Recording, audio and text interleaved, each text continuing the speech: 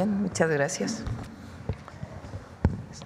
Bueno, el día de ayer cerramos nuestra segunda gira por toda la República. Ya visitamos al menos 2 veces cada entidad de la República y este fin de semana dimos el banderazo de salida y así vamos a estar haciendo en todos los estados, aunque ya iniciaron, pero nos vamos a reunir con el personal de salud, enfermeras, enfermeros, médicas, médicos también, del programa Salud Casa por Casa, que es un programa muy ambicioso de atención domiciliaria para la prevención de la salud de todas y todos los adultos mayores y las personas con discapacidad. Llevan su equipo, están capacitadas, todos son o todas licenciadas en enfermería, tienen capacidad resolutiva y van a estar conectados a partir del 2 de junio con un centro telefónico donde va a haber médicos, incluso médicos especialistas, que puedan estar llamando el personal de salud que está en territorio para alguna duda, algún problema. Más o menos en 2 meses empiezan a instalarse las farmacias del bienestar, algunas en las tiendas del bienestar, antiguas tiendas de ICONSA, y otras afuera de los centros de salud, del ISSSTE, del IMSS y del IMSS Bienestar. Mañana vamos a hablar un poco más de este tema, pero hacia finales de año ya va a haber incluso resultados de prevención de la salud de las y los adultos mayores. Bueno, el día de hoy está con nosotros Mario Delgado, secretario de Educación Pública, Martí Batres, director general del ISSSTE, Héctor Santana, titular de la Unidad de Seguros, Pensiones y Seguridad Social de la Secretaría de Hacienda y Crédito Público. Ellos nos van a hablar, Mario va a hacer la exposición, de lo que es o era la ley del ISSSTE antes del 2007, qué pasó después del 2007, las reformas que se hicieron en el 2020 y las reformas del Fondo de Pensiones para el Bienestar. ¿Qué significa en términos de el monto, sobre todo de las pensiones de las maestras y los maestros y todos los trabajadores del Estado, estas reformas que se hicieron? Entonces, eso lo vamos a platicar el día de hoy. Y vamos a iniciar, como siempre, con quienes quieren los precios, con Iván Escalante, Procurador Federal del Consumidor, y al cierre de la Mañanera del Pueblo, Humanismo Mexicano, con Diana Aurora. Bueno, vamos, Iván y luego Mario.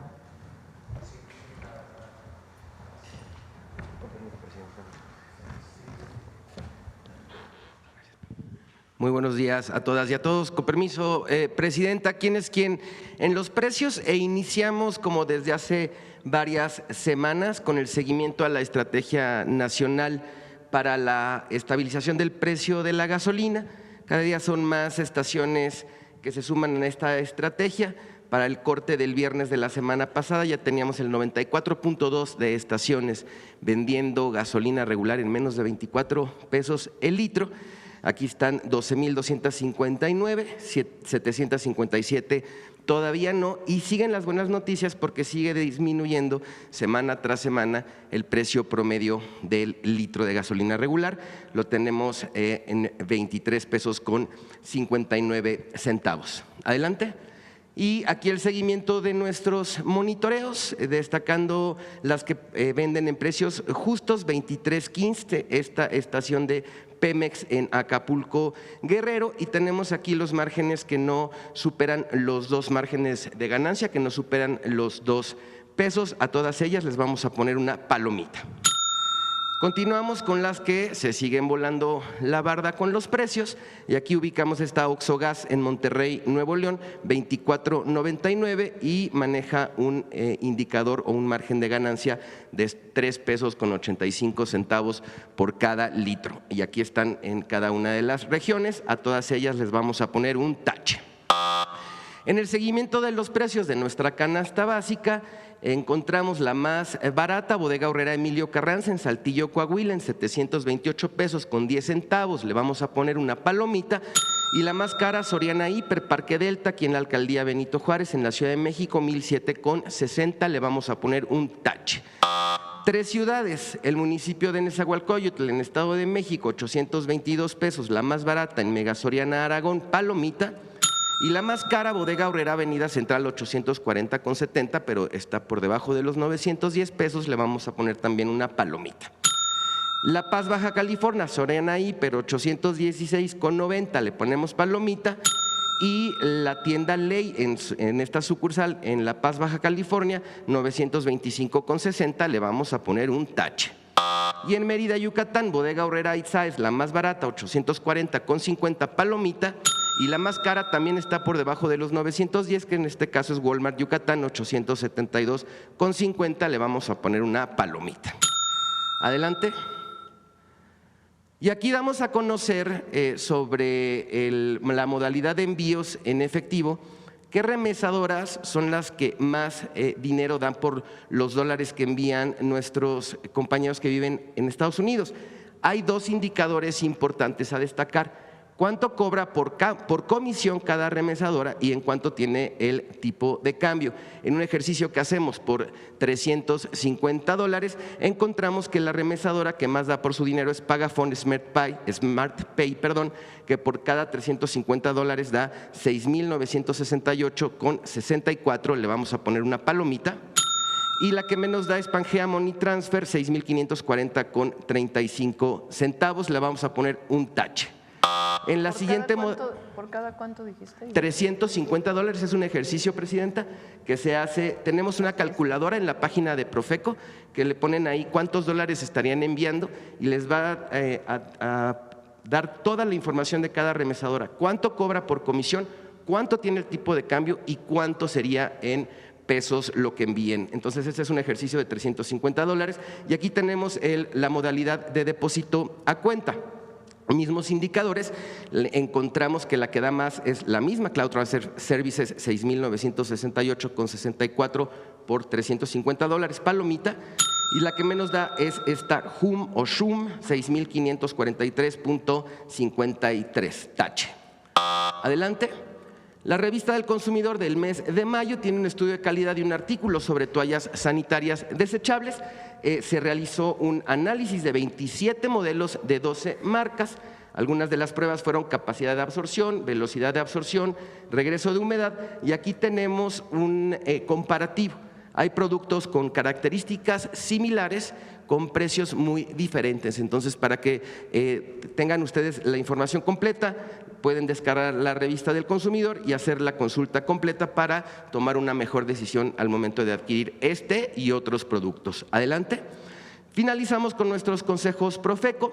1, ya tenemos el 94,2% de las estaciones de servicio que venden menos de 24 pesos el litro de gasolina regular y les recordamos que tenemos un mapa virtual en nuestra página para que identifiquen los precios de cada una de ellas.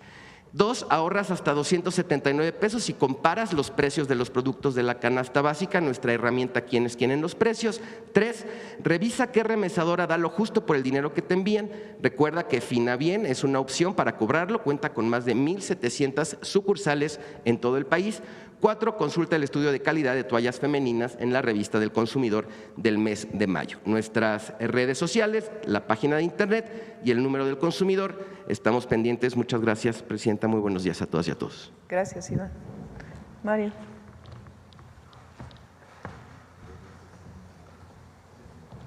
¿Quieres aquí o allá? Aquí. Sí.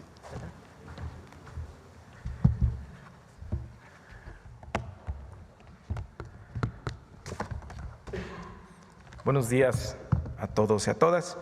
Con su permiso, Presidenta, vamos a dar información de las escuelas que no tuvieron clase la semana pasada. Adelante. Y vamos a hablar un poco también del sistema de pensiones. Reportar que más de 19 millones de niños y niñas, el 92% del total de los alumnos en básica, tomaron clases regularmente la semana pasada en 182,000 escuelas públicas de nuestro país, el 90%. A ver, tenemos el desglose de en dónde no hubo clases, estado por estado. En Aguascalientes no pararon ninguna escuela, todas las escuelas tuvieron clase, lo mismo que en Baja California. Este es el reporte del viernes. Durante la semana tuvimos distintas fluctuaciones.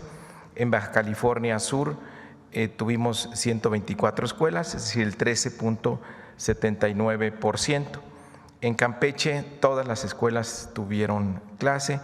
En Chiapas pararon 3.388 escuelas de las 18.572 que hay en el estado. Esto es un 18.24%.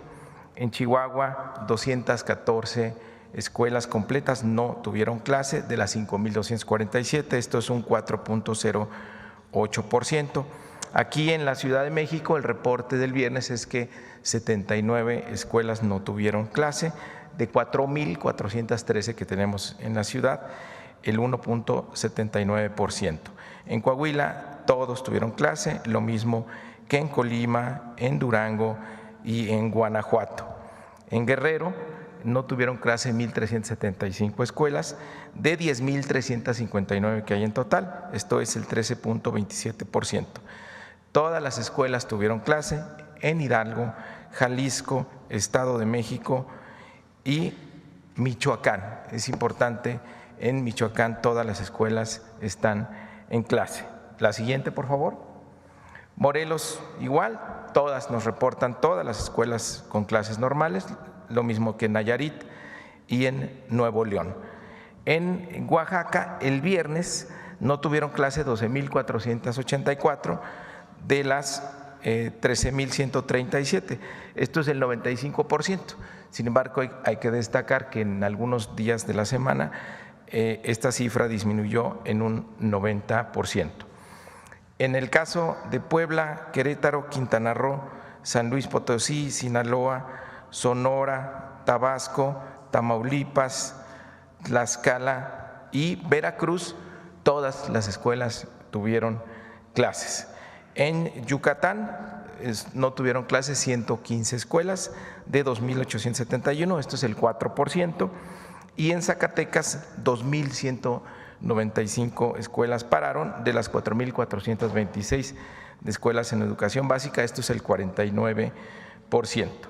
Es decir, de las 202.184 escuelas tenemos que pararon 19.974, lo cual es un 9.8%.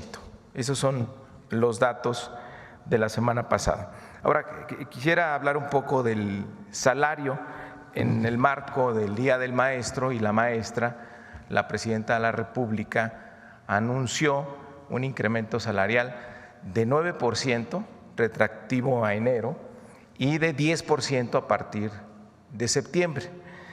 Quiero destacar que este aumento es el segundo más importante en por lo menos los últimos 40 años y representa un esfuerzo extraordinario de las finanzas públicas para poder soportar este aumento salarial, pero es el reconocimiento que la Presidenta de la República le hace al Magisterio Nacional. Y es importante ver cómo ha evolucionado el salario de los maestros y las maestras a lo largo del tiempo.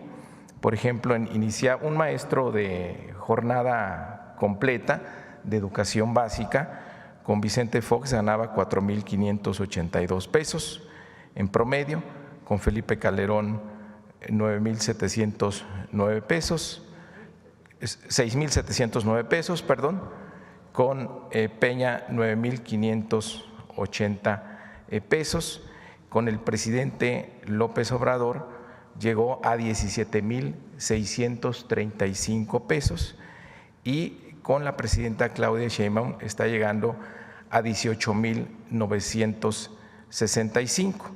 Aquí es importante destacar que el salario de los maestros y las maestras va a estar por encima del salario promedio de cotización del IMSS, es decir, los maestros en promedio van a estar por encima de lo que ganan los trabajadores en el país. Ahora, en la anterior administración, con el presidente Andrés Manuel López Obrador, inició una clara política de recuperación salarial y se estableció como objetivo que ningún maestro de jornada completa, o que la gran mayoría de los maestros de jornada completa no ganaran menos de 16,000 pesos. Adelante, por favor. ¿Cómo ganan los maestros? ¿Cómo está distribuida el salario de las y los maestros? Tenemos solo en el país 7,653 maestros, menos del 1%, que gana menos de 15,000 pesos. Estamos hablando de un maestro de jornada completa o una maestra. El 58% está entre 15,000 o 20,000, es decir, se está cumpliendo la estrategia de que la gran mayoría de los maestros y maestras no ganen menos de 16,000 pesos.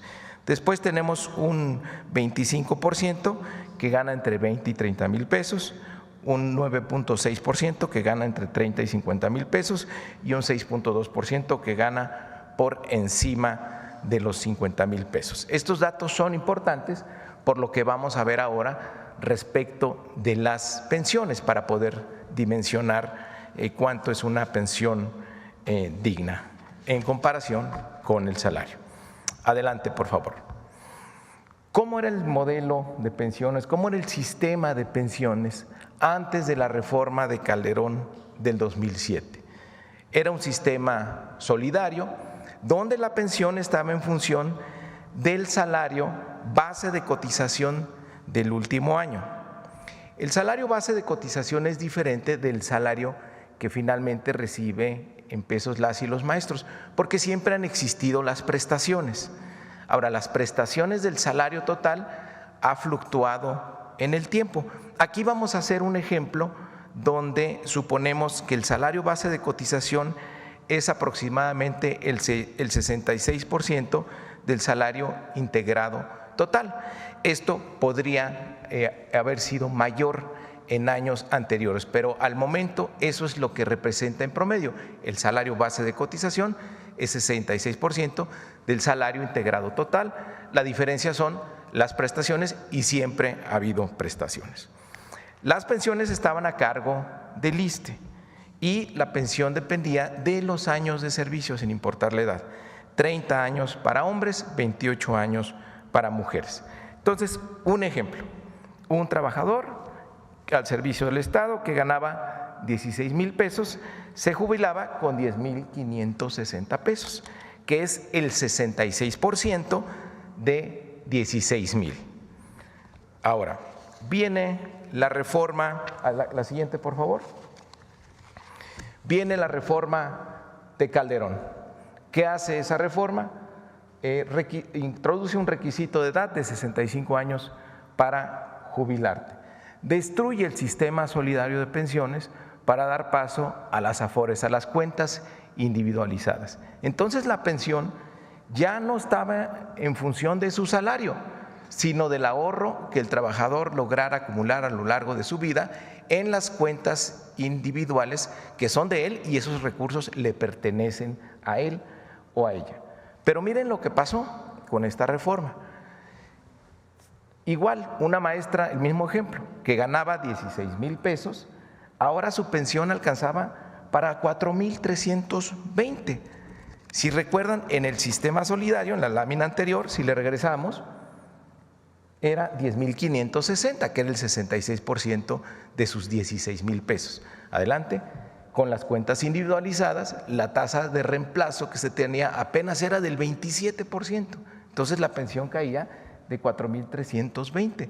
Tú ganabas 16,000 pesos en tu último año de jubilación y te ibas al año siguiente con tu pensión con 4,320. Adelante, por favor.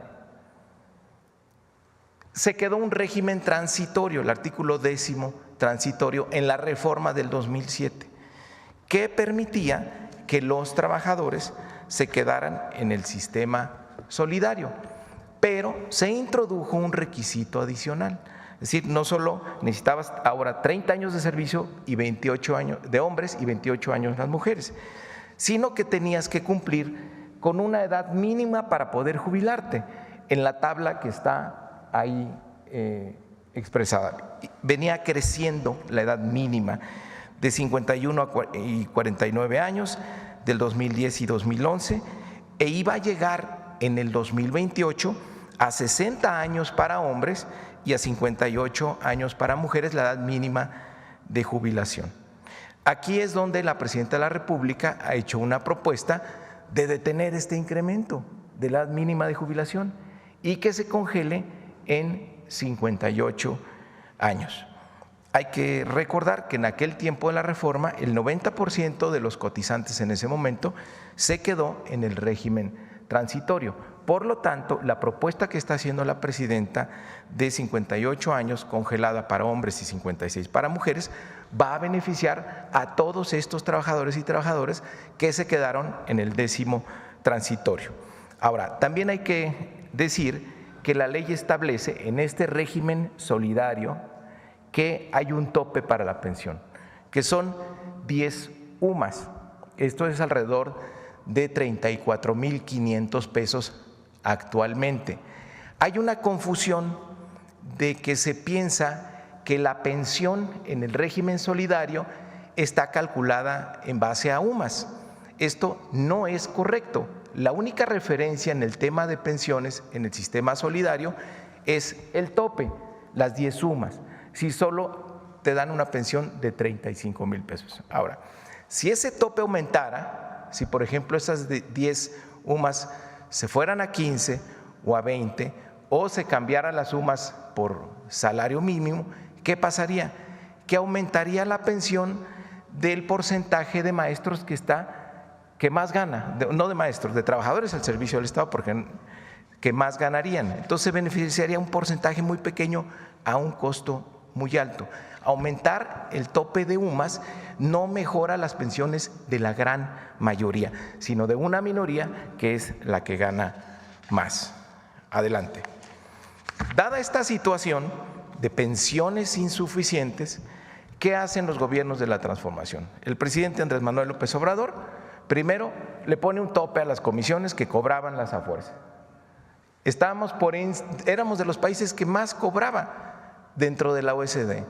Las comisiones, el dinero que le quitan a la cuenta de los trabajadores, las administradoras por administrarle esos recursos.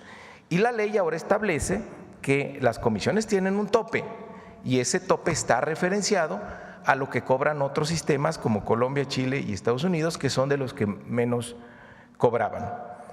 Fíjense lo que ha propiciado esa reducción de comisiones. Se tiene estimado que por lo menos 175,000 millones de pesos que iban a ser comisiones, es decir, utilidades de las administradoras de las cuentas, de las AFORES, de los bancos, en lugar de irse a los bancos ese dinero, se queda en las cuentas individualizadas para aumentar el saldo promedio que sirve para su pensión. En promedio las comisiones disminuyeron 44%. La que sigue. ¿Cuál es el impacto de menos comisiones en la pensión que puedo acumular en mis cuentas, que resulta de mis cuentas? Regresamos al mismo ejemplo. Un trabajador o maestro o maestra que gana 16,000 pesos y que se iba a jubilar con 4,320, habíamos dicho que ese es el monto que resulta de las cuentas individualizadas, gracias a la disminución de las comisiones, la reforma de 2020, la pensión sube a 8,800 pesos. Esto se llama la tasa de reemplazo, qué porcentaje alcanzas de tu último salario a través de las cuentas. Entonces se incrementa la pensión, ahí hay un primer incremento. Pero 8,800 sigue estando lejos de 16,000 pesos. Si el maestro que su último año gana 16,000, pues imagínense, va con una pensión de la mitad. Adelante. Atendiendo esa situación, viene una segunda reforma en 2024, la creación del Fondo de Pensiones para el Bienestar. ¿Qué hace el Fondo de Pensiones para el Bienestar? Da un complemento para llevarte al 100% de tu último salario de cotización. Es decir, un trabajador que gana 16,000 pesos se va a jubilar con 16,000 pesos. ¿De dónde viene esa pensión? Los 8,800 que vienen de su cuenta individualizada más 7,200 que le pone el Fondo de Pensiones para el Bienestar. Es el complemento solidario para poderlo llevar al último salario. La que sigue. ¿Cuáles son las características del Fondo de Pensiones para el Bienestar? Que debes de tener 65 años y 25 mínimo de servicio. La ley establece un número, que es el monto máximo que cubre el Fondo de Pensiones para el Bienestar. Esto es 16,777 pesos, que es el salario promedio registrado en el IMSS en el 2023. Pero este número, este monto, se actualiza cada año por la inflación esperada. Para el 2025, este monto es de 17,364 pesos. ¿Quiénes son beneficiarios del Fondo de Pensiones para el Bienestar? Los que cotizan en las cuentas individualizadas. Ya dijimos, funciona como un complemento hasta los, en este caso, ya los 17,364 pesos. Quienes estén por debajo de esa cantidad, el Fondo de Pensiones te complementa lo que obtengas de tus cuentas individualizadas para llevarte a tu último salario y que te retires con tu último salario. Y ya vimos en la distribución que hay salarial en el país en estos momentos de los maestros y las maestras, la gran mayoría está justamente entre 15 y 20 mil pesos. Entonces podemos decir que la gran mayoría de las y los maestros se van a ir con una pensión igual a su salario de cotización. Adelante, por favor, de su salario integrado. Entonces vamos a comparar el mismo ejemplo de los 16 mil pesos. ¿Cómo era antes con el sistema solidario? ¿Cómo era con la ley que prevaleció hasta antes del 2007? Repasando, ganabas 16 mil pesos, te ibas en promedio con un 66%. Insisto, supongamos que había menos prestaciones y el salario base era mayor. Bueno, esos 10,560 pueden ser más, ¿no? Ahora regresamos a eso. Luego viene la reforma de Calderón y te pasan las cuentas individualizadas. Se cae la pensión a 4,320. Viene la primera reforma de López Obrador, reduce las comisiones. Eso provoca que aumente tu pensión a 8,800 pesos. Y viene la reforma del 2024, el Fondo de Pensiones para el Bienestar, que te da un complemento y te lleva a los 16 mil pesos que ganas. Vamos a suponer que en el 2007, antes del 2007, no había prestaciones y que el salario base fuera igual al salario integrado. En ese caso serían también 16 mil pesos de pensión. Entonces quiere decir que el Fondo de Pensiones para el Bienestar ha sido una muy buena solución para resolver el principal agravio que se cometió en contra de los trabajadores y trabajadoras al introducir el régimen de cuentas individualizadas, que es una pensión bajísima e insuficiente. Entonces, del esquema de los 4,320, que era lo que aprobaron los gobiernos neoliberales, de pensión cuando ganabas 16 mil, ahora estás cubierto y te vas con 16 mil.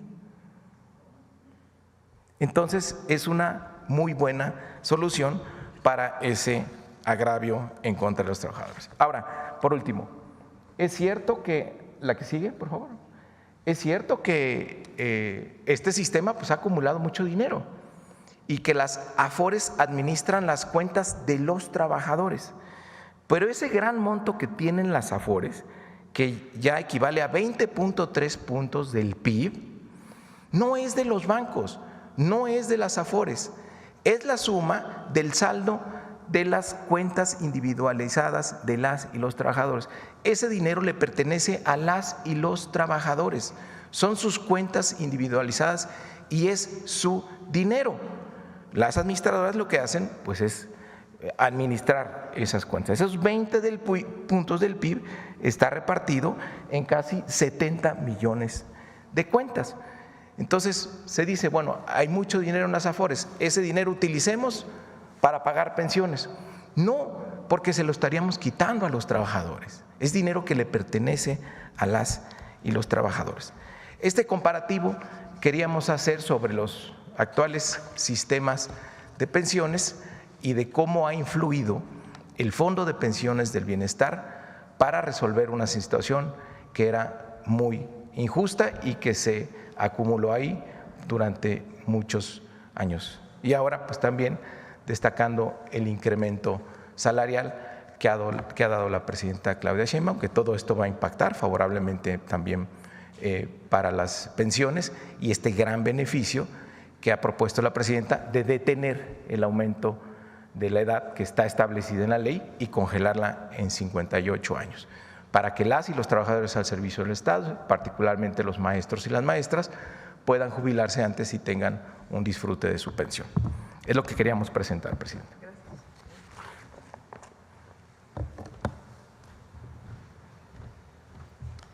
Bueno, vamos a las preguntas.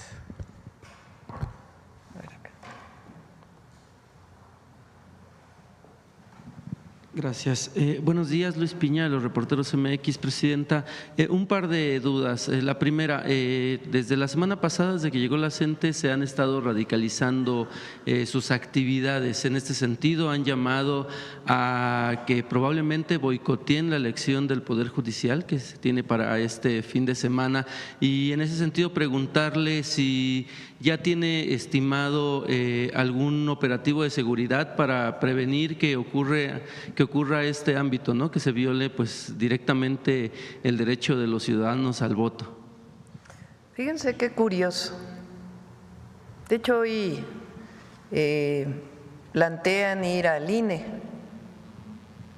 Me pregunto yo, ¿qué tiene que ver la demanda de la derogación de la ley del ISSSTE del 2007 con el Instituto Nacional Electoral? Ahora ya plantean lo mismo que plantea la derecha, que hay que boicotear la elección del domingo. ¿Qué tiene que ver la decisión del pueblo de México de elegir al Poder Judicial con la demanda de la derogación de la ley del ISSSTE del 2007? O sea, están planteando lo mismo que la derecha, que no haya elección el domingo. Ahí para su análisis. Por otro lado… Y la otra, que es importante, esto que explicó Mario, ¿qué es lo que están solicitando esencialmente? La derogación de la ley del ISSSTE del 2007 y la aprobación del 2019 de la modificación de la reforma educativa. Son sus dos planteamientos. Ahora ya hay nuevas demandas, como el de que pase de 10 a 15 UMAS, el que se retire, que solo va a favorecer, si fuera el caso, al 7% de los maestros que ganan más, y algunas otras demandas que ahora están planteando. Entonces, ¿qué es lo que nosotros decimos? Si bien es cierto que nosotros tampoco estamos de acuerdo con la reforma del 2007 que hizo Calderón, regresar a una situación previa a la del 2007 en este momento representa una carga a las finanzas públicas que no puede atender el Estado mexicano. Pondríamos en problemas a los recursos públicos para programas de bienestar, para obra pública, para el salario de los trabajadores del Estado, todo lo que representa el presupuesto público. ¿Qué dicen algunos maestros de la CENTE? Bueno, si hay dinero, está en la deuda que le deben los estados del ISSSTE a la Federación. Es cierto, los estados tienen deudas con el ISSSTE que no han pagado de hace muchos años, pero no es porque no quieran, sino porque tienen problemas, porque ellos también tienen maestros estatales, no todos los maestros están federalizados. Entonces, han estado cubriendo pues los salarios, los sueldos y la mejoría de las prestaciones de los trabajadores que están adscritos a los estados. No es un asunto de querer o no querer o presionar a los estados. Más bien lo que estamos haciendo es sentados en una mesa de trabajo para poder quitar intereses y otros temas para que se puedan saldar esas deudas de los estados. Entonces, eso es el primero, que no es como lo plantean. Lo segundo, dicen, no, si hay dinero, están en las Afores. Entonces, ¿qué es lo que pasa? Que los trabajadores desde el 2007, aquellos que decidieron estar en cuentas individuales en aquella época, o que se han ido integrando como trabajadores del Estado o del Instituto Mexicano del Seguro Social, tienen cuenta individual. Entonces, la cuenta individual del retiro le pertenece al trabajador, no le pertenece ni al Estado ni a los bancos, le pertenece al trabajador. Entonces, no es de que vas a tomar las cuentas de los trabajadores para financiar lo que ellos están planteando, porque hoy pues tienen un dueño esas cuentas individuales. Ahora, ¿qué planteamos nosotros? La modificación que se hizo, primero en el 2020, para reducir las comisiones de las Afores, y después en el 2024 del Fondo de Pensiones para el Bienestar, regresa a un régimen solidario en una buena parte, porque el Estado mexicano le garantiza al maestro y a la maestra, al trabajador del Estado y al trabajador del Instituto Mexicano o que está afiliado al Instituto Mexicano del Seguro Social, que si gana el equivalente al salario medio del IMSS, no se va a ir con menos pensión, sino se va a ir completo su salario. Y algunos que ganan más se van también con completo su salario. Pero ¿cómo era antes? Ni siquiera en el régimen del 2007, previo al 2007. ¿Cómo era antes? Pues te ibas con menos de tu salario. Ahora se está garantizando con el Fondo de Pensiones para el Bienestar que te vas con tu salario completo, si ganas lo equivalente o menos. Bueno, si ganas menos, pues obviamente te vas a ir con tu salario completo. Y si ganas el equivalente al salario medio del IMSS, pues ya no se te va a reducir tu pensión, ya te vas a ir con tu salario completo. ¿Quiénes ganan eso? Alrededor del 60% de los maestros. Entonces, es un régimen solidario que generó el gobierno del presidente López Obrador para garantizar pensiones justas, que es incluso mejor que regresar al régimen del 2007. ¿Qué más decimos nosotros? Hay que seguir trabajando, no cerramos la puerta del diálogo, vamos a seguir trabajando incluso en comisiones, con los maestros, con expertos en pensiones, con Secretaría de Hacienda, para ver cómo podemos mejorar todavía más pues esta situación que se generó en el 2007. Entonces, esa es nuestra posición. ¿Es una posición de que no estamos escuchando a los maestros? Pues no, sino sencillamente en el 2024 hubo un avance sustantivo. ¿Cuánto cuesta ese avance sustantivo? Miles de millones de pesos. ¿Cuánto cuesta el congelamiento de la edad para la jubilación? 72,000 millones de pesos.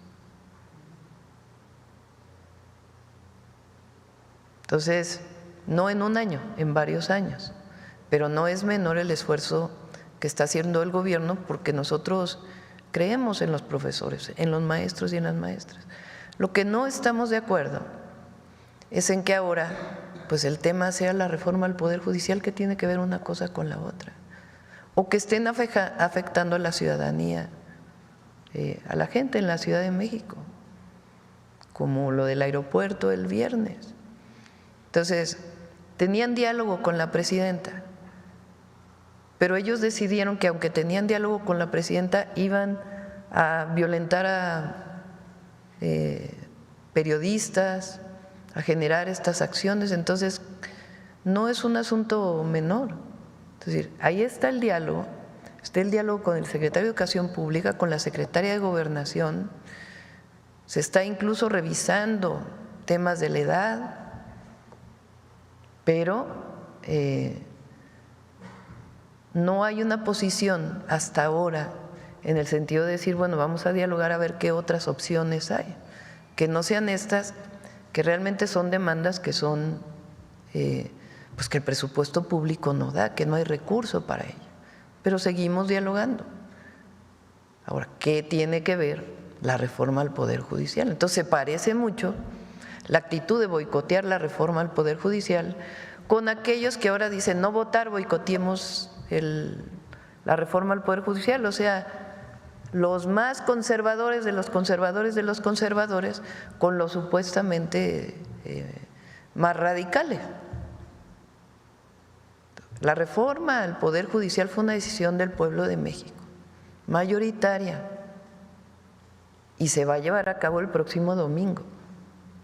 Y va a salir a votar la gente, porque lo veo yo cuando voy. De hecho, a ver si ahorita pasamos una encuesta de ENCOL que sale en El País, pero ahorita en un ratito, para que vean cuánta gente ya se enteró, cuánta gente está de acuerdo y cuánta gente se calcula que puede ir a votar de acuerdo con esta encuesta. Por otro lado, Presidenta, pues precisamente en ese sentido, ¿qué podría decirle, qué mensaje le daría al pueblo de México derivado de que en esta última semana también se han ampliado las fake news acerca de la elección del Poder Judicial, estos llamados al boicoteo o incluso pues el miedo que pueda generarle a la gente pues las acciones de la CENTE de boicotear esta elección? Miren, es importante también que se sepa, son 10%, 9% de las escuelas que están en paro. El estado que más escuelas en paro tiene es Oaxaca, y el gobernador ha estado también ayudando a generar las condiciones de diálogo con Oaxaca. Ahora, el diálogo con la coordinadora en Oaxaca, a ver, es importante para quienes nos escuchan. La representación sindical de los maestros de México es el Sindicato Nacional de Trabajadores de la Educación. La CENTE surgió hace años buscando la democratización del sindicato para que no se decidiera prácticamente desde el gobierno quiénes eran los dirigentes de las secciones sindicales. Entonces, el principal argumento de la CENTE cuando surge y que fue apoyado por muchos de nosotros es que hubiera democracia sindical. Entonces, ahora hay un esquema distinto de elección. La coordinadora como tal tiene la dirigencia de algunas de las secciones del Sindicato Nacional de los Trabajadores de la Educación y en otras pues tiene presencia, es una organización de las maestras y los maestros. Reconocida y particularmente tienen las secciones en algunos de los estados. En el caso de Oaxaca, Mario ha estado con los maestros de Oaxaca de la sección 22 muchísimas veces, en Oaxaca. Ellos tienen una demanda muy justa para los niños y las niñas de que se diera uniformes escolares a todos los niños y niñas de Oaxaca. Se cumplió esa demanda. La escuela es nuestra, está en Oaxaca. Y algunas otras demandas de la propia coordinadora de la sección 22. Tienen derecho a manifestarse, tienen derecho, este es un país libre. Lo que decimos es, frente a las demandas de la manifestación, estamos abiertos al diálogo, pero hay temas que el presupuesto público no puede cumplir. Y los argumentos de dónde puede salir el recurso, pues son argumentos que estamos dando, los contraargumentos de que esas posiciones pues en realidad no tienen tanto fundamento. Entonces, lo que pedimos es manifestación pacífica, que no se afecte a la gente en la Ciudad de México principalmente, y que nos expliquen qué tiene que ver la reforma al Poder Judicial con las demandas del Magisterio Nacional. Por último, Presidenta, y cambiando un poco de tema, en el ámbito de las becas a los estudiantes de preparatoria, bueno, ya está próximo a concluir el ciclo escolar, este año escolar. Algunos, como CCH, ya terminaron su periodo. Sin embargo, quienes acaban de entrar, quienes cumplieron su primer año, no han recibido un solo… Ya lo están recibiendo. ¿Ya lo están ¿Quieres recibiendo? comentarlo? Sí. Sí. Muchas gracias. Hubo asambleas ahora para informar.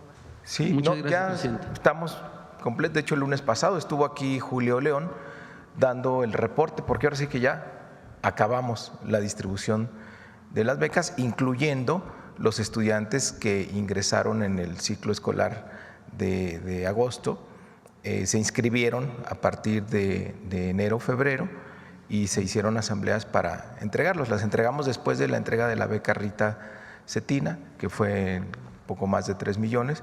Entonces ahora sí te podemos decir, todos los estudiantes de preparatoria en pública ya tienen su beca Benito Juárez.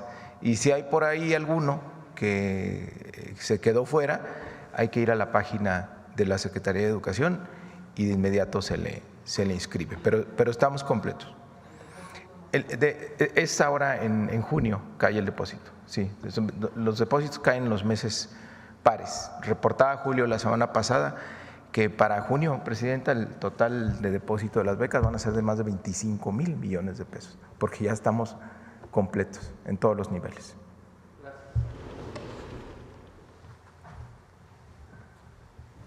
Adelante. Ahora vamos para acá.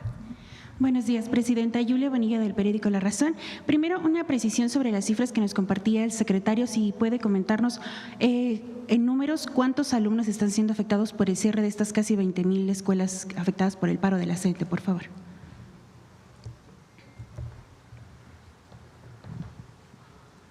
Alrededor de 1.200.000 alumnos, okay, de 20 millones que pusimos ahí, que hay en educación básica, okay, poco más de 20 millones.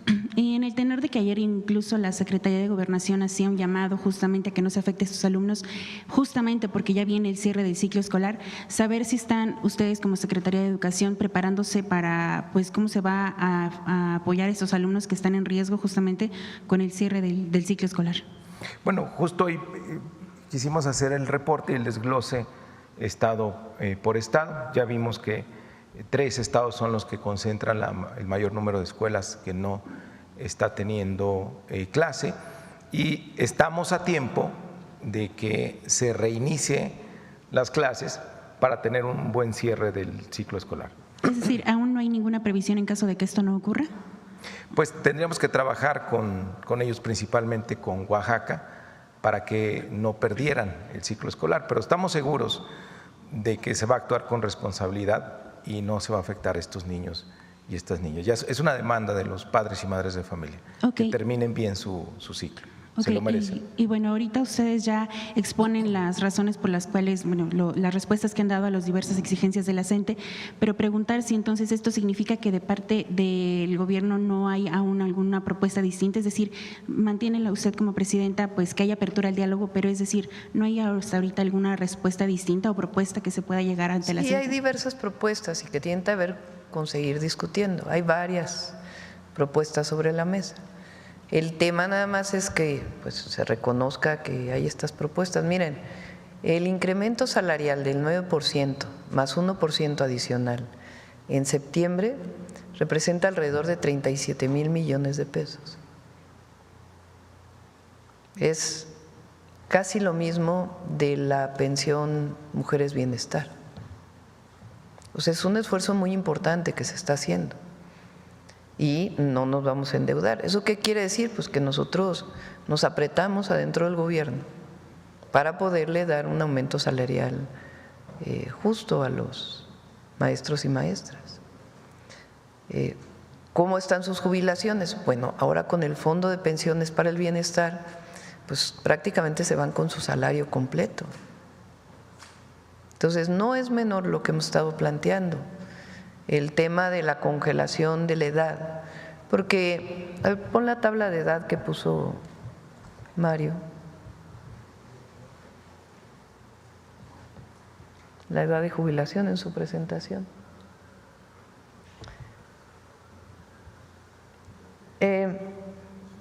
La reforma del 2007 le preguntó a los que éramos trabajadores del Estado, ¿dónde te quieres quedar? ¿En el régimen anterior o en el de cuentas individuales? El 90% dijo en el régimen anterior. Entonces, los que nos quedamos en el régimen anterior y particularmente las maestras y los maestros, se dijo, bueno, está bien, vamos a hacer un artículo especial en la reforma a la ley del ISSSTE, que es el artículo 10º transitorio. Ese artículo 10º transitorio dice que para poderte jubilar por edad debes cumplir 30 años de servicio. Pero no solamente 30 años de servicio, sino tener una edad mínima. Pero la edad mínima va creciendo cada 2 años. Entonces, por ejemplo, ahora, quien se jubila en el 2025, para hombres debe cumplir 30 años de servicio y 58 años de edad.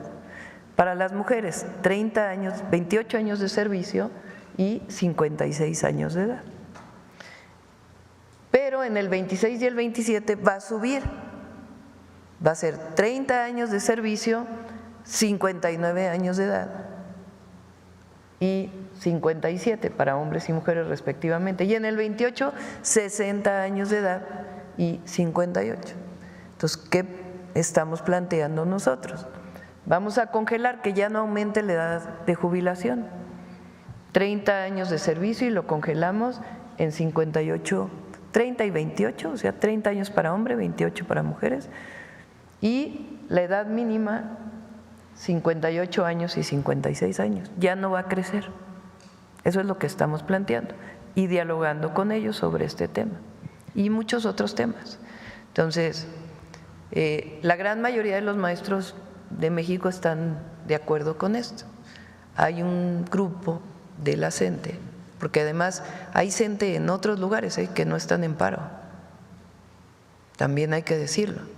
Entonces, hay una parte de la coordinadora que dice, pues no, derogación de la ley del ISSSTE del 2007 o derogación de la ley del ISSSTE del 2007, no hay de otra.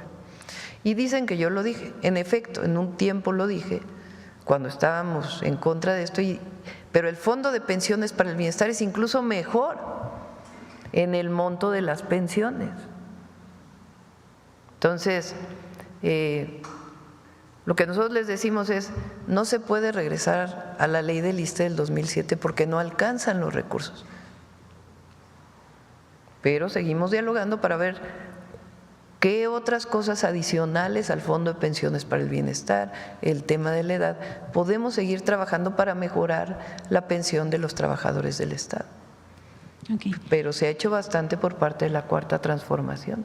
Imagínense un maestro que ganaba 16,000 pesos, que se iba con 4,000 de pensión, ahora se va a ir con 16,000. Díganme si no es un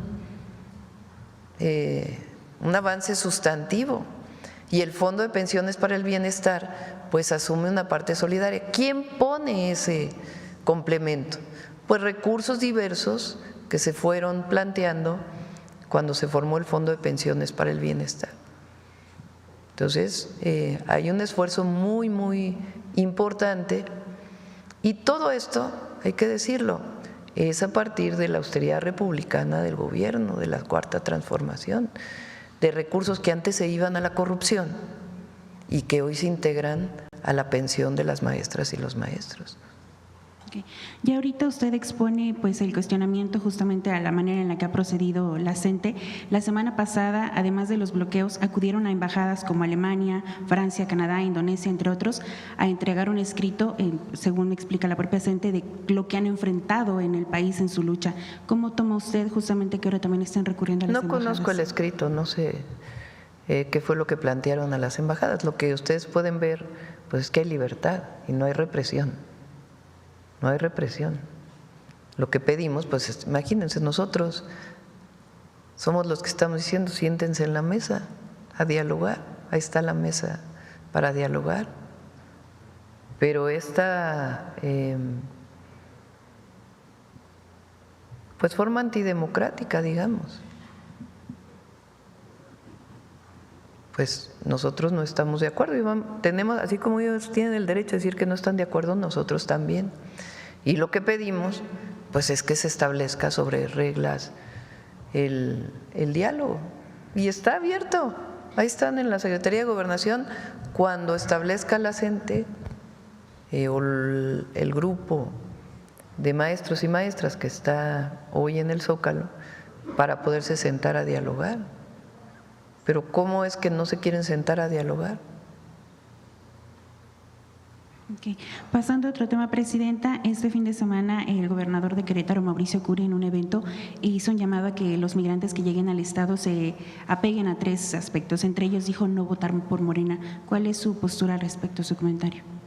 A ver, ¿cómo dijo exactamente? No tengo la cita textual, así tal cual lo dijo, pero su llamado en general fue a que quienes lleguen al Estado a vivir se apeguen a la ley, etcétera, pero que tampoco voten por Morena. Esa fue su declaración, su referencia. Pues no es muy afortunada, ¿no? Si fue en este marco, vamos a decirlo así. Okay. Y bueno, en otro tema, ya pasaron los 15 días del cierre de las exportaciones a causa de la plaga de gusano barrenador. Saber si hay alguna actualización al respecto. Está trabajando el secretario de Agricultura y Desarrollo Rural. Están en pláticas permanentes, ya se pusieron de acuerdo las mesas técnicas.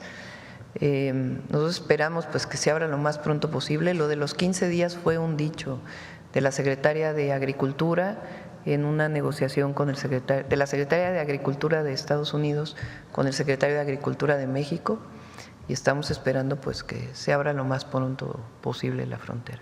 Pero hay diálogo permanente.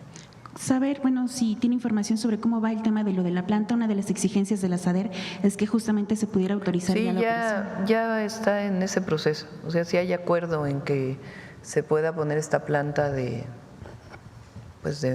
moscas, ¿no? Creo que es. Exactamente. Sí. Que es un insecto que lo que hace es parar la transmisión, ¿no? La plaga. Okay. Ya que lo informe directamente Julio Verdeguer, el secretario de Agricultura. Ok. Y también otra pregunta sobre el tema electoral. En Veracruz continúan pues algunos episodios de violencia política en contra de candidatos que incluso ya cobraron la vida de una persona pues dedicada al periodismo en uno de los ataques a una casa de campaña.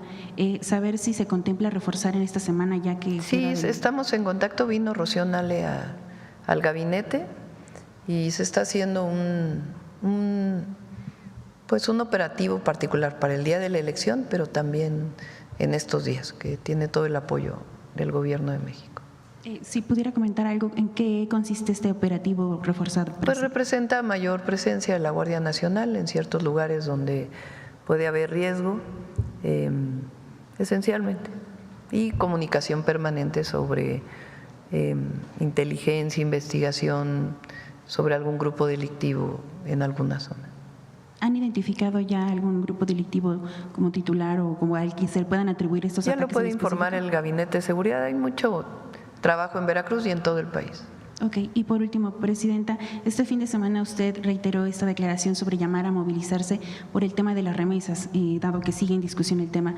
Si pudiera ampliar en qué consistirán estas movilizaciones y cuál es el plan a seguir, justamente porque aún falta que el Senado de Estados Unidos apruebe este plan. Sí, es al revés, es previo a que lo apruebe. Se va un grupo. Esta semana hay pocos senadores porque no están presentes en el Senado esta semana. La próxima semana ya regresan los senadores de Estados Unidos y ahí pues regresan senadores de México y también pues muchas organizaciones con las que han estado en contacto el embajador de México en Estados Unidos y muchas otras organizaciones de mexicanos en Estados Unidos, sobre todo mexicano-estadounidenses que no están de acuerdo y están pues haciendo cartas, comunicados para poder decir pues que no estamos de acuerdo. Hay que decir que este impuesto es para todo el mundo, no solo es para México. Somos en México los únicos que hemos estado diciendo no estamos de acuerdo, no estamos de acuerdo. En ningún lugar del mundo, pero obviamente pues nuestro interés son las familias mexicanas. Entonces vamos a seguir trabajando allá en Estados Unidos en el marco de la ley de Estados Unidos para poder hablar permanentemente con los senadores y decir la afectación que esto va a tener incluso para la propia economía de los Estados Unidos. Y en ese marco, pues ya si es necesario, pues haremos movilizaciones que muestren pacíficas, que muestren que no estamos de acuerdo en nuestros argumentos de por qué no estamos de acuerdo. No estamos de acuerdo que se ponga impuestos a los que menos tienen. México en la Constitución establece claramente que los impuestos deben ser progresivos que pague más el que más tiene. Esa es nuestra visión. Pero además, en el caso de nuestros paisanos que están allá, ellos ya pagan impuestos independientemente de su situación migratoria. Las personas que no tienen documentos, que trabajan allá y hacen funcionar la economía de los Estados Unidos, pagan impuestos por trabajo y por consumo. Solamente el 20% de lo que ellos ganan viene en remesas. Segundo, hay un convenio firmado en 1992 con Estados Unidos, entre Estados Unidos y México, de que no se debe gravar 2 veces, que sería discriminatorio. Y tercero, pues afectan aquí en México a los que menos tienen, que son los que reciben las remesas. Entonces, entre otros argumentos, hay otros también, como por ejemplo, para nosotros, disminuir la migración de mexicanos y mexicanas a Estados Unidos tiene que ver con que encuentren trabajo en sus comunidades y vivan bien. Y las remesas ayudan también a las familias de escasos recursos a no migrar. Entonces, todos estos argumentos se están dando a los senadores de Estados Unidos, al gobierno de los Estados Unidos, aunque es una propuesta del legislativo. En este caso, se están dando todos los argumentos y esperamos que esos argumentos pues lleven a que no se graven las remesas en el caso de México. Nada más para tener claro, entonces sería un llamado expreso a que salgan a movilizarse la comunidad Ya lo migrante. estaríamos viendo, pero sería desde aquí también. Ok, ya nada más para precisar, regresando al tema de la CENTE, ¿usted sí recibiría directamente a los líderes de la coordinadora o seguiría encomendando En la este tarea? momento el diálogo es con la Secretaría de Gobernación, la secretaria personalmente, el secretario de Educación Pública y el director del ISSSTE, la Secretaría de Hacienda, están presentes en el diálogo. Ellos tienen toda la atribución para negociar, toda. Si se reunieran conmigo sería igual que si se reunieran con ellos. Estamos en contacto permanente para ver qué otras cosas puede plantearse en este diálogo, en esta plática. Okay, muchas Entonces,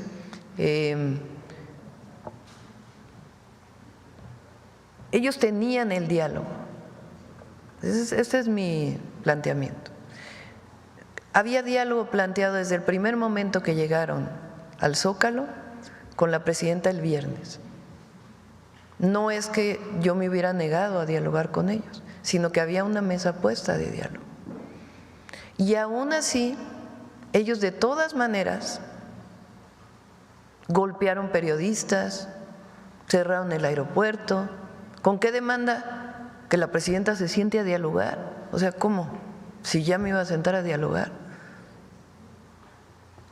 Entonces, es un asunto, me parece que si ya tienen toda la atribución, ¿para qué sentarse con la presidenta? ¿Qué objetivo tiene sentarse con la presidenta? Entonces yo también, yo no me represento a mí misma, yo represento al pueblo de México. En mi persona, no es Claudia Sheinbaum, es la presidenta electa con el 60% de los votos. Entonces, es la institución presidencial, no como la de las épocas del priismo, del panismo, sino lo que representamos. Entonces, también uno tiene que asumir lo que representa. Entonces, ellos tienen toda la atribución. Mario, Rosa Isela, Martí, estamos en contacto permanente, no habría diferencia si se sientan conmigo o si se sientan con la secretaria y el secretario y el director del ISSSTE y Secretaría de Hacienda. Ellos tienen toda la atribución, no habría nada más pues si se sentaran con la presidenta. Entonces, en este momento está planteado así.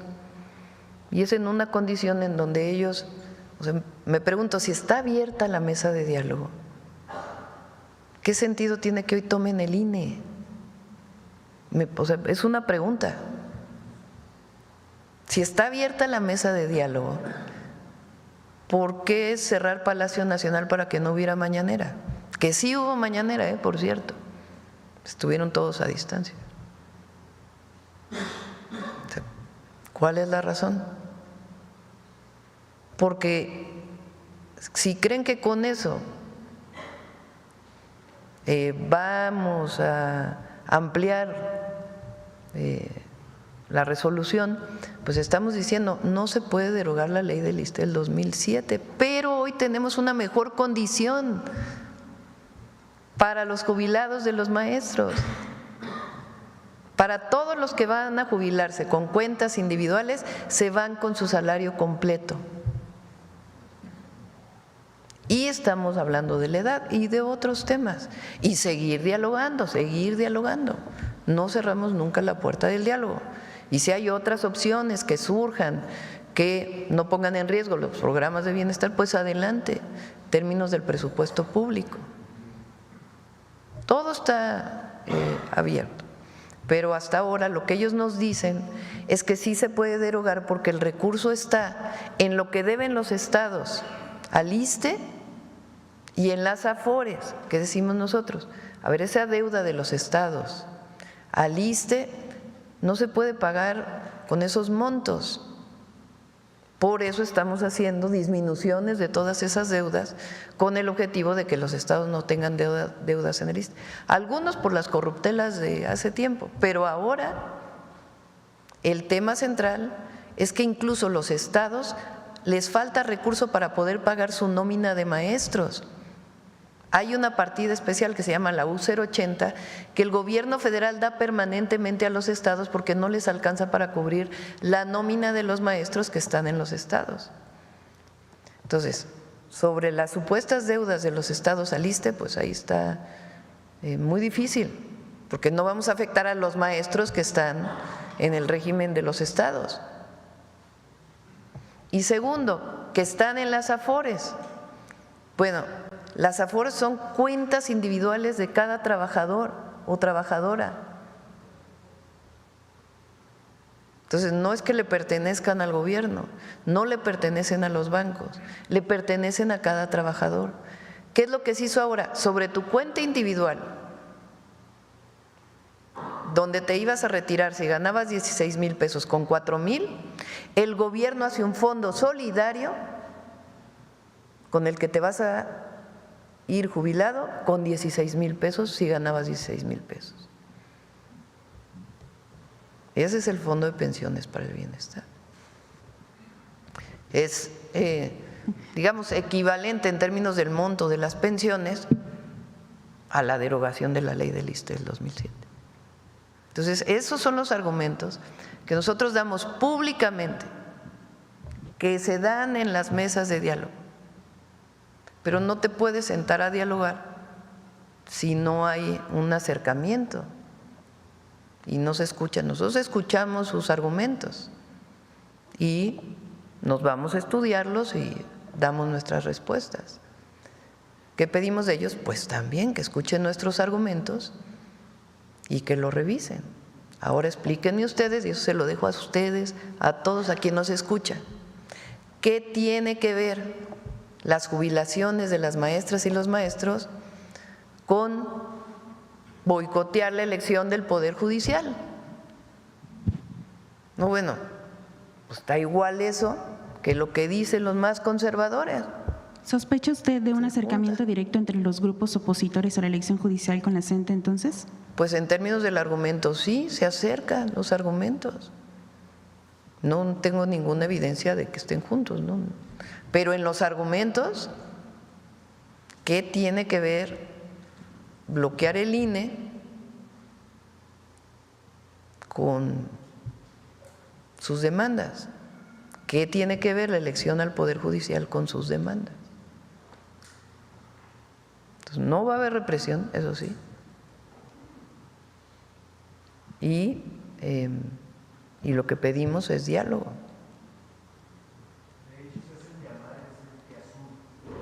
¿Ah, sí?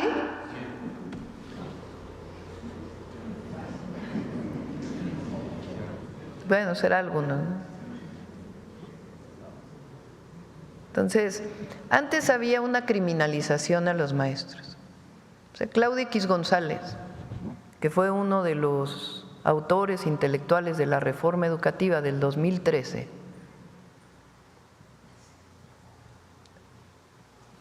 hay un video que sale mucho en las redes sociales donde él habla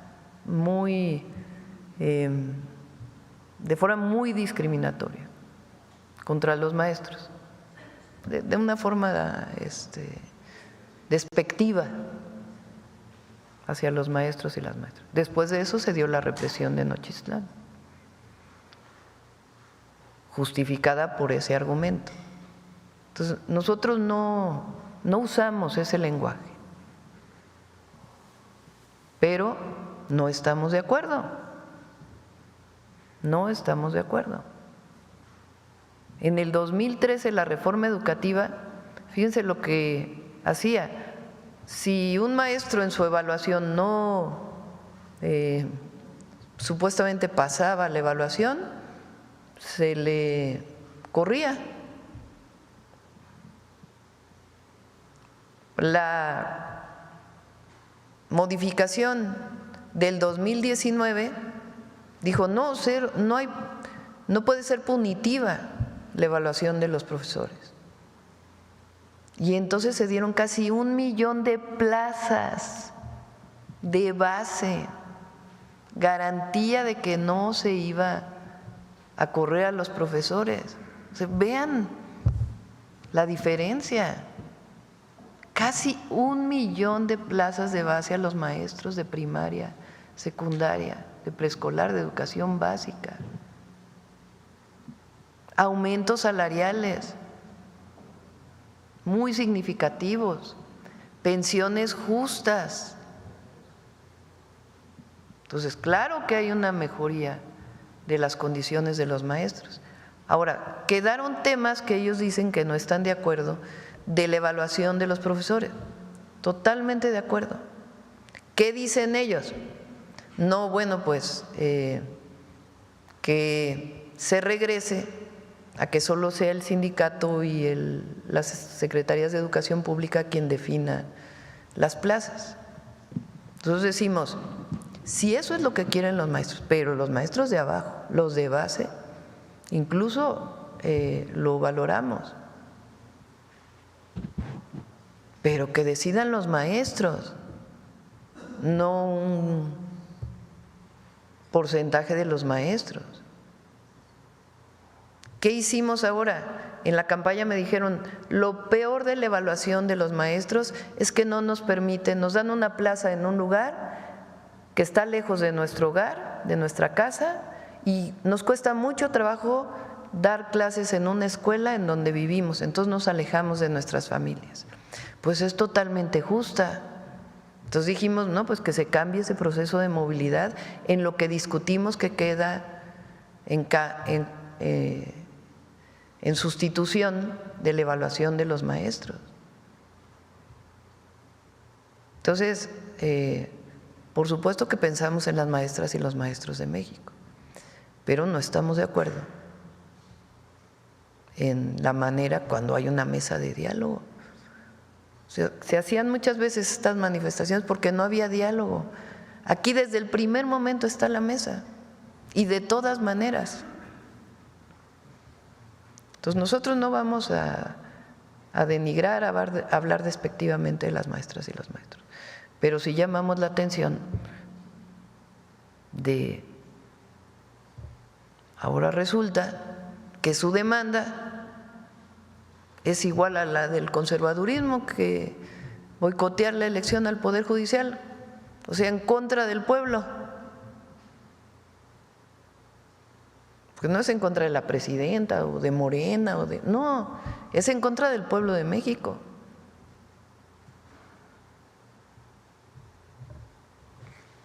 Fíjense, vamos a la encuesta de ENCOL,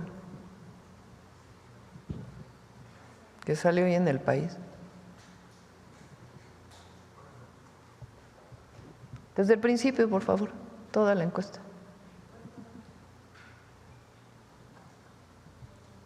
Dale.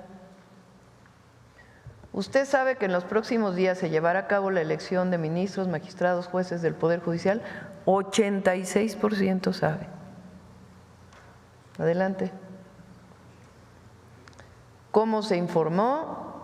Noticias, televisión, radio, periódico, a través de redes, 51%, de redes sociales 21%, propaganda de los propios candidatos 11%, conversaciones con amigos y familiares 4%. Adelante. ¿Me podría decir cuándo será la elección a ministros, magistrados? 48% sabe que es el 1 de junio y 12% sabe que es en junio. Hay que decir que en la elección del año pasado a presidencia y toda la elección federal que hubo, para estas fechas, una semana antes, era muy similar la cantidad de gente que sabía que el 2 de junio iba a haber elección. Adelante. ¿Qué tan probable es que usted vaya a votar? 38%, muy probable. Vamos a dejar solo el 38%. No veamos el algo probable, poco probable, nada probable. Que algo probable y, o sea, es poco probable, algo probable y muy probable, pues es una suma muy considerable. Pero quedémonos en el 38%. Entonces, ¿qué dice ENCOL? Adelante.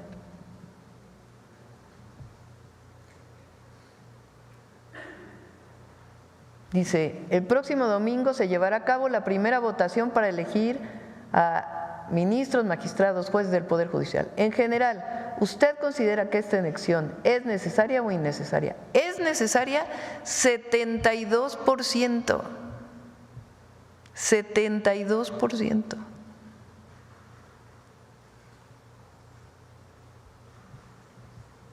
Es innecesaria 23%. 5% no sabe, no contestó. Adelante. ¿Usted considera que la próxima elección a través del voto popular aumentará o reducirá la confianza y legitimidad de los ciudadanos hacia el Poder Judicial? 65% aumentará la confianza y legitimidad. Solo el 25% dice que no aumentará la confianza y legitimidad. Adelante. ¿Usted considera que la próxima elección a través del voto popular aumentará o reducirá la corrupción e impunidad en el país? 60% reducirá la corrupción e impunidad, 31% aumentará la corrupción e impunidad. Adelante. Bueno, ahí nomás se las dejo. Será todo de mi parte, muchas gracias. Vamos de este lado porque acá con el compañero. Gracias, Presidenta. Julio Omar Gómez, de Medios Digitales del Pacífico. Presidenta, sí, claro. Sus visitas a diferentes estados de la República pues ha sido muy grata y también ha sido muy bienvenida a todos los estados y no es la excepción Baja California Sur, en donde pues estuvo la semana pasada y pues más de 90 proyectos prioritarios para el estado, sobre todo en Los Cabos, donde tiene un rezago por la explosión económica. Bueno, fueron 12, no fueron 90. ¿Cuánto dijiste? ¿90? En proyectos prioritarios. Bueno, es que se toma en cuenta una parte de lo de agua, pero son 12 proyectos prioritarios para Baja California. Gracias, presidente. Bueno, 5 para Los Cabos. Fíjense, en este caso nada más para las maestras y los maestros. En el caso de los maestros que son, que reciben su salario, que están en el estado, digamos que no están federalizados, este año a Baja California Sur le vamos a dar 500 plazas, una demanda de hace 25 años. El profe Víctor, que es el gobernador de Baja Sur, él fue de la CENTE, dirigente magisterial, y una de las demandas de hace mucho tiempo era que se federalizara a los trabajadores estatales. Este año, de los 2.500 vamos a dar 500 plazas y vamos a ir poco a poco aumentando. Así es, Presidenta. Retomando Los Cabos, Presidenta, pues son 5 que tengo entendido, ¿no? En Los Cabos. Y una es importante que usted ya fue a revisar el proyecto de Fonatur, de esa glorieta en donde en este momento es una complicación vial bastante fuerte. La petición, cruzando la información con el alcalde de Los Cabos, Cristian, comenta que podría ser una opción el abrir la caseta de cobro que hay de Capufe, nada más que tendría que ver obviamente la aprobación de usted. Eso aliviaría la carga vehicular que hay, tanto para los turistas, tanto para los trabajadores, para la zona de hoteles, que es muy extensa ese corredor turístico, y pues se lo pongo en esta mañanera. Va a ayudar mucho el túnel, es como un túnel, Sí. chistoso porque los pasos a desnivel que van por abajo se llaman deprimidos, entonces un deprimido que se va a hacer en la glorieta, entonces uno de los movimientos va a ir por abajo y el otro ya va por arriba, en una glorieta que hay, se va a hacer un poquito más chiquita la glorieta y eso pues va a agilizar muchísimo el tráfico. Lo de la caseta es más difícil. ¿Qué habría la posibilidad, Presidenta? Pues es complejo. En algunos casos en donde son circulaciones locales y que no hay otra opción, se ponen a consideración. Digamos, el pago de las casetas de Capufe ayuda al mantenimiento de las carreteras. Parte de eso se va a utilizar ahora pues para toda la transpeninsular, que es una carretera pues, que se hizo en 1974 y que no ha tenido una rehabilitación integral. Y ahora pues vamos a ir poco a poco rehabilitándola y pues parte del recurso viene de la caseta. Entonces es más complicado, no digo que no, lo revisamos. Muchas gracias, Presidenta. Quería exponerlo. De hecho, ahí junto al nuevo hospital del IMSS, que es un esquema grandioso, se va a construir una escuela para médicos, de medicina, entonces me parece genial. En otro tema, Presidenta, pues hemos estado dándole seguimiento a algunas exposiciones que hemos hecho aquí en la Mañanera del Pueblo. Una de ellas es los pagos de Pemex, con los que pidió que le entregara a estas empresas que no recibieron pago, del cual pues ya fueron extorsionados por parte de coyotes para poderles hacer un pago a cambio de una comisión de 10 a 15%. ¿Qué ha habido con ese tema, Presidenta? Se está pagando poco a poco, ha habido un pago muy importante y se sigue en ese proceso. Lo que se está haciendo pues es revisar muy bien los trabajos que se hicieron, lo que queda todavía por pagar y se va a cumplir con esos pagos. Lo que sí le decimos a la gente pues es que no caiga en ningún coyote, eso no les va a ayudar y además pues es contribuir a la corrupción y nosotros estamos en contra de eso. Sí, hemos entregado las personas afectadas en este caso y hemos recibido algunas quejas, sobre todo de mi estado de Baja California Sur, en referencia a situaciones particulares en donde, un ejemplo, una persona que entra con un dolor al IMSS requiere una operación de un ovario, resulta que le operaron el otro ovario que no era y vuelve al hospital. Entonces, realiza sus quejas, sus denuncias y vuelven otra vez estas situaciones de que no hay justicia, no hay represión a ningún médico, no hay nada y solicitan aquí a veces… Pero no se puede generalizar. ¿No? O sea, si hay una mala actuación de algún médico, de algún trabajador de la salud, el IMSS y incluso si es penal, pues tiene todo el mecanismo para poder sancionar. Si hay un caso de este tipo, por supuesto lo revisamos. En efecto, eso es lo que quería llevar, Presidenta. Ya agotó todo y lo solicitó aquí a través de Atención Ciudadana y se remite otra vez nuevamente al IMSS. Al igual, al IMSS Baja California Sur y queda en el mismo hoyo donde se inició creyendo que a través… Se revisa el caso. Y hay muchas situaciones como esta, Presidenta, que igual puedo volver a retomar con Adriana para volver a solicitarlo. Presidenta, he estado entrevistando a algunos maestros de aquí del CENTE.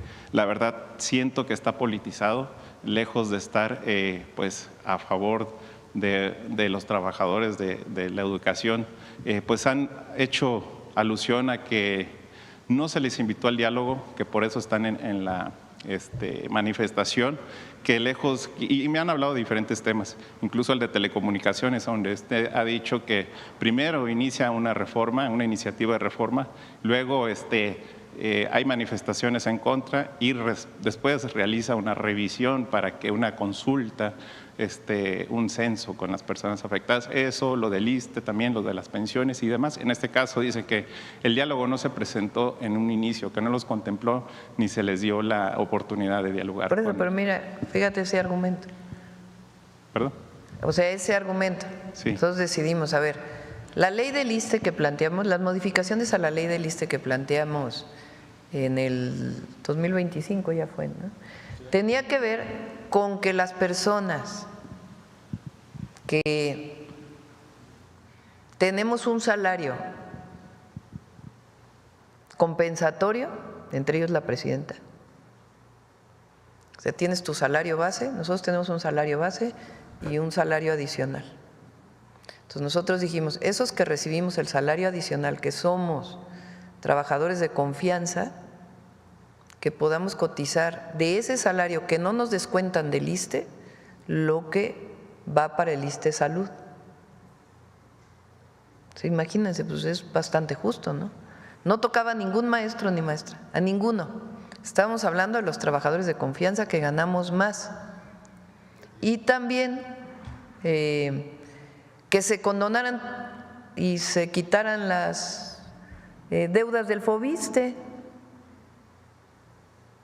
Entonces ellos se manifestaron, dijimos, bueno, si no están de acuerdo, de todas maneras lo vamos a hacer, porque es importante, sea de manera voluntaria, bajo el esquema que se decida para los que ganamos más.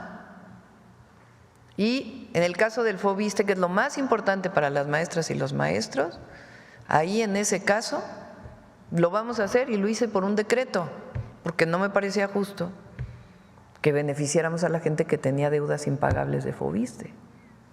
Pero bueno, todavía se quejan de eso cuando ya retiramos ese tema. Entonces, ¿de dónde? ¿Cómo? Que no hay diálogo. Desde el primer momento se le ha dicho a los dirigentes de las secciones que están en paro que la mesa está abierta a la hora que quieran de trabajo. Desde antes del paro del 15 de mayo. Bueno, yo me reuní con ellos ya 2 veces o 3 veces. 3 veces ya me reuní con ellos. O sea, que no hay diálogo. Entonces, y Martí quería hacer una aclaración también de un comentario, un énfasis. Gracias, presidente. Sí. Si me prestas el micrófono. ¿Puedes poner el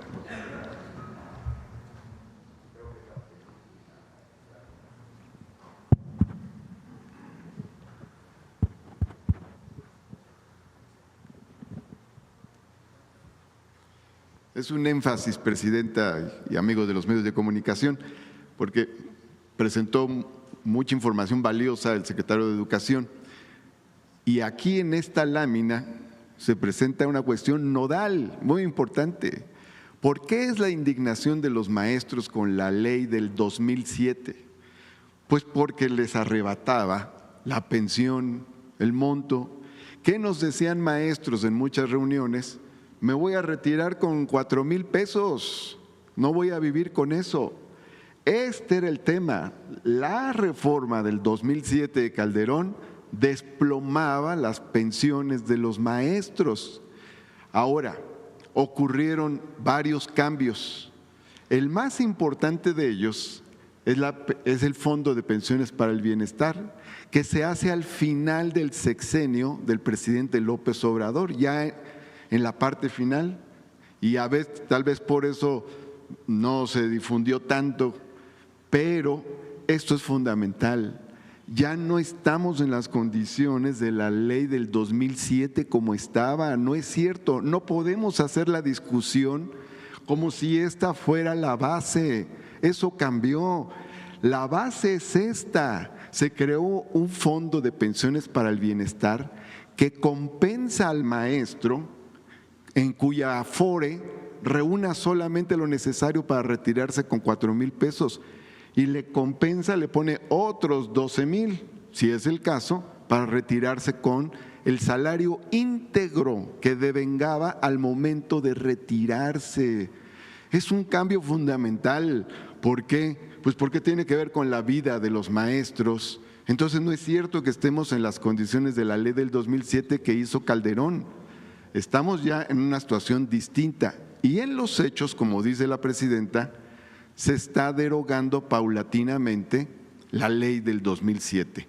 Esta reforma afectó la ley del 2007, de hecho se menciona ya alguna base financiera para el Fondo de Pensiones para el Bienestar y además hay un decreto presidencial. Ese es el punto fundamental que le planteamos a los maestros, que difundimos con los maestros para situar exactamente dónde está el punto de la discusión. Por eso la presidenta ahora lo que ha hecho énfasis es que para los que están en el otro régimen, en el 10º transitorio, se está planteando el congelamiento de la edad para que no siga creciendo. Agrego una cosa más que no está aquí, pero no menos importante. ¿Qué se decía cuando Fox crea una pensión tratando de imitar a López Obrador, que hizo la pensión universal de adultos mayores en la Ciudad de México? Fox hace una pensión focalizada, pequeñita, para poblaciones semirurales y excluía a todos los asegurados del IMSS y del ISSSTE. Y ellos decían, los maestros, no estamos en esa pensión. Pues el presidente López Obrador metió a todos los maestros a la pensión universal, que no estaban. Todos los asegurados del ISSSTE están en la pensión universal. O sea que a estos 16,000 pesos, además, habría que agregarles otros 3,100 mensuales, que esos suben cada año, y como vamos a ver, no estamos en los 4,000 con los que Calderón dejó a los maestros. Estamos como en 19,000 con los que el presidente López Obrador dejó a los maestros. Pero además, la presidenta ha estado abierta a ver otros temas también de la agenda de los maestros para seguir mejorando sus condiciones. Ese es el énfasis, presidenta. Muy bien, gracias, Martín. Gracias, presidenta. Pues me queda muy claro, presidenta, que el beneficio es generalizado tanto para los maestros, en este caso, porque insistía yo en las entrevistas y en realizando las preguntas, sí vi politizado y los contextos que ellos tenían pues eran básicamente los mismos que traen en redes sociales y que también son, vaya, en contra de la elección del 1 de junio, como sabotearlo, y también incluso le había comentado sobre el tema de telecomunicaciones, que la presidenta está hablando de la ley censura que existe para los mexicanos. O sea, lo mismo argumento de la derecha. Exactamente, es los mismos argumentos y por eso tiene esos tintes y pues no estoy de acuerdo en eso, que no ven el beneficio, sino buscan afectarla. Gracias. Gracias. Bueno, yo creo que vamos a cerrar. A ver, muy rápido, aquí la compañera, muy rápido y ya, la última. Mañana, si regresan, empezamos con usted. Gracias, presidenta. Qué gusto saludarle. Graciela Bravata, de Ahora Noticias. Y bueno, pareciera que el tema ha sido pues el CENTE y el CENTE, pero qué bueno que dan esta información a las y los mexicanos muy puntual, porque efectivamente, como decía el compañero Omar, pues yo creo que más del 78% que está en contra de las actitudes de las y algunos maestros, como usted bien decía, pues no están de acuerdo con esto. Y sí, efectivamente se dieron cuenta que esto es totalmente político, dado que pues fue justamente después de que anunciaran ese aumento del cual han hecho mención esta mañana. Pero sí quiero regresar a ese día que ellos quisieron coartar pues la comunicación aquí, porque afecta, como usted dice, a todas y a todos los mexicanos. Y pues me permito darle la bienvenida a nuestro compañero Arturo Pavón, que ya está aquí entre nosotros. Un aplauso. Sí, pero no nada más fue la víctima de golpes, como se vieron en muchos videos, sino las y los que estábamos ahí fuimos víctimas de muchas agresiones verbales, que esto dista mucho de lo que ellos representan.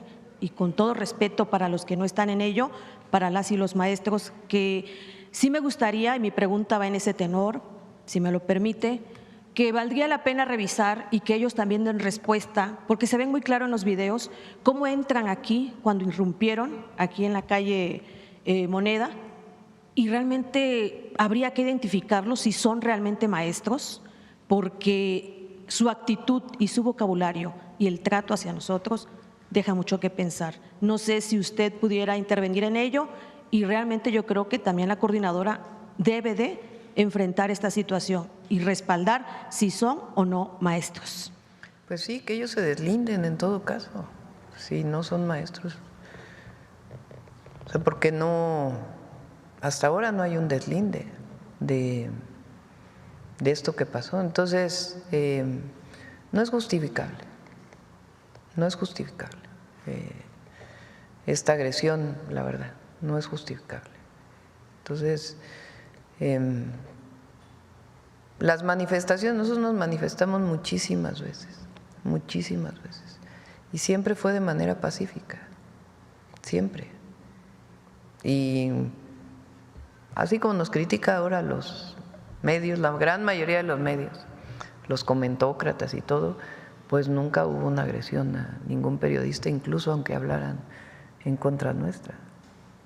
Entonces no estamos de acuerdo con eso. Claro que sí. Bueno, y pues en otro tema, el tema de esta semana sin duda es crear conciencia. Además, fíjense también por esta cosa de que se juntan. Claro que sí. O sea, ese día, después de que ustedes no pudieron entrar físicamente a la mañanera, luego, todos los conservadores, incluidos expresidentes, la presidenta no hizo mañanera porque ya quiere tener preguntas a modo, no sé qué, ¿no? Ese era el argumento.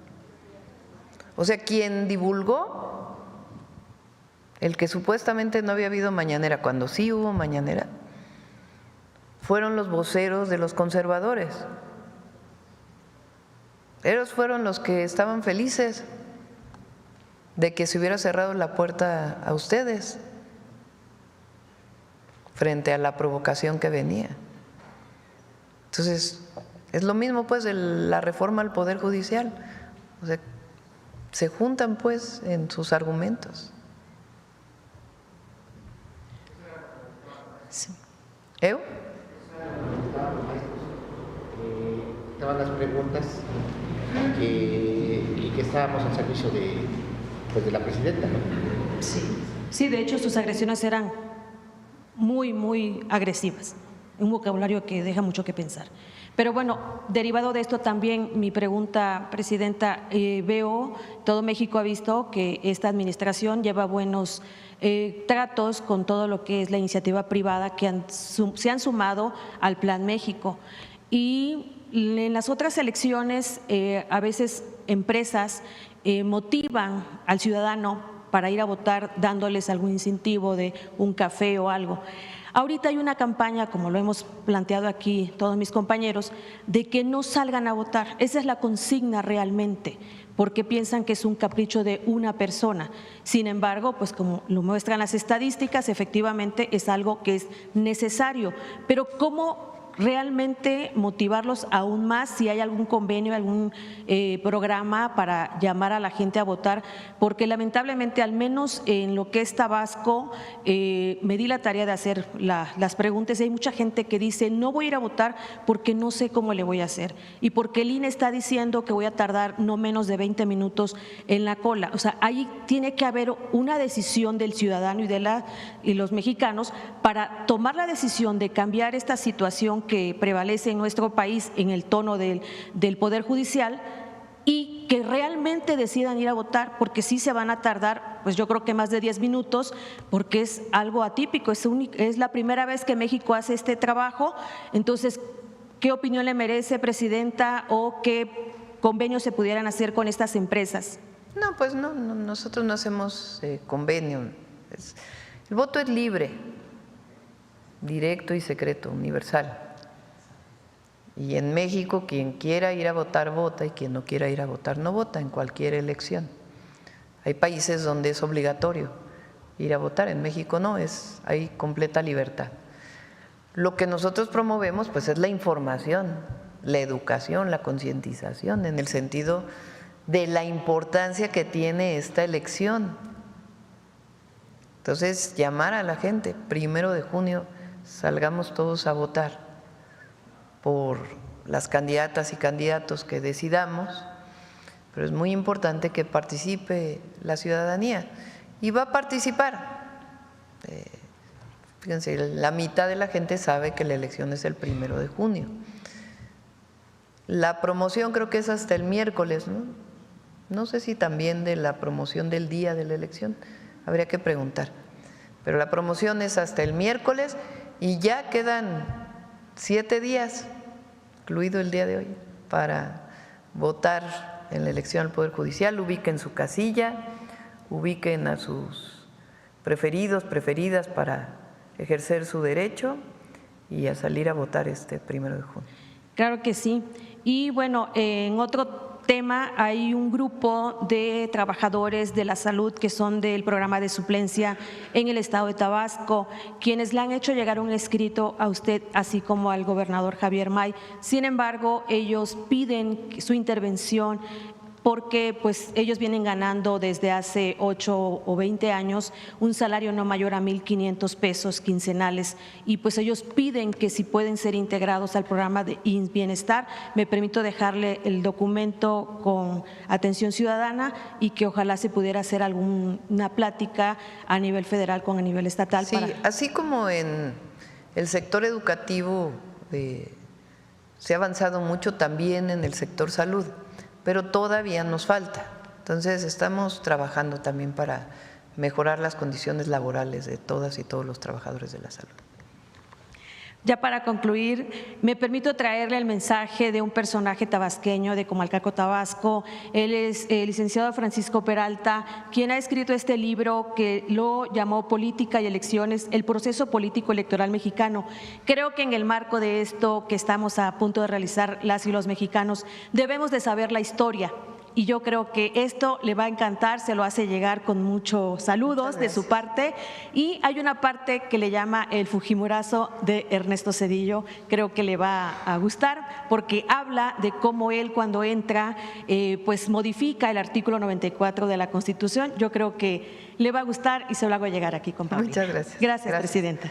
Vamos con Humanismo Mexicano.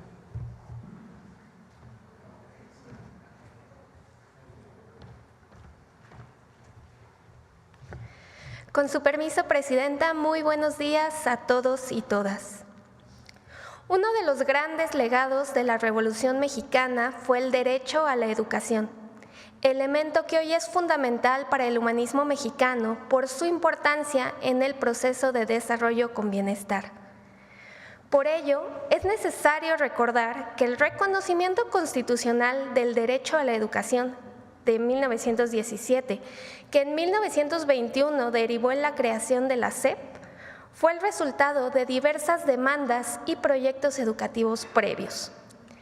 Por ejemplo, la exigencia de educación popular del Partido Liberal Mexicano, el impulso que dio Francisco Villa a la creación de escuelas en Chihuahua cuando fue gobernador, o la legislación zapatista que promovió la educación laica, solo por mencionar algunos casos.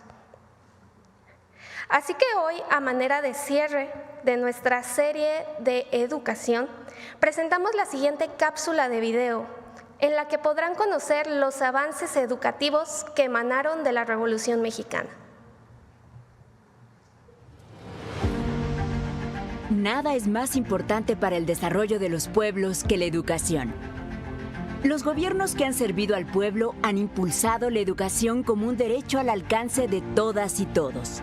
Sin embargo, el porfiriato abandonó esa responsabilidad del Estado y mantuvo al pueblo sumido en la ignorancia. Por eso, la inmensa mayoría de la población mexicana era analfabeta. Uno de los mayores logros de la Revolución Mexicana fue establecer un sistema educativo nacional universal basado en la educación laica, obligatoria, gratuita y científica. El Estado asumió su responsabilidad de llevar la educación a todos los rincones de México para todos los mexicanos sin distinción. Francisco I. Madero estudió en el Liceo de Versalles y en la Escuela de Altos Estudios Comerciales en el París de la Tercera República Francesa. Esa influencia lo llevó a fundar la Escuela Comercial de San Pedro de las Colonias, destinada a los hijos de los trabajadores. Por su parte, Francisco Villa lamentaba su falta de instrucción. Por la pobreza de sus padres nunca estudió. Sin embargo, en su corto tiempo como gobernador de Chihuahua, se preocupó por la educación del pueblo. Construyó 50 escuelas en solo un mes y aumentó el salario de los maestros por encima de cualquier funcionario público. Años después, en 1921, el general Villa fundó en su hacienda de Canutillo la Escuela Felipe Ángeles, que contó con más de 300 alumnos. En 1915, el general Salvador Alvarado, gobernador de Yucatán, decretó la Ley de Enseñanza Rural, que obligaba a los patrones a establecer escuelas rurales para los hijos de las familias que habitaban en las haciendas o fincas rústicas. También hubo decretos de los gobernadores de Michoacán, Sonora y Guanajuato, que obligaban a los dueños de haciendas, rancherías e industrias de cualquier índole a establecer escuelas de instrucción primaria para niños y adultos. Con estos antecedentes, los constituyentes de 1916-1917 recuperaron el derecho a la educación obligatoria, gratuita y laica en el artículo 3 de la Constitución de 1917. El artículo 3 reconoce a la democracia no solamente como una estructura jurídica y un régimen político, sino como un sistema de vida fundado en el constante mejoramiento económico, social y cultural del pueblo. El artículo 123 de la Constitución, sobre los derechos laborales, estableció que el salario debía garantizar a los trabajadores cubrir todas sus necesidades, incluida su educación, así como la obligación de los patrones de establecer escuelas en su comunidad. 12 años después, el 22 de mayo de 1929, estalló el movimiento estudiantil para exigir la autonomía de la Universidad Nacional de México. Los mexicanos de hoy reconocemos que en el corazón de nuestras grandes transformaciones está el triunfo civilizatorio de una educación científica, laica, pública y gratuita como esencia del humanismo mexicano.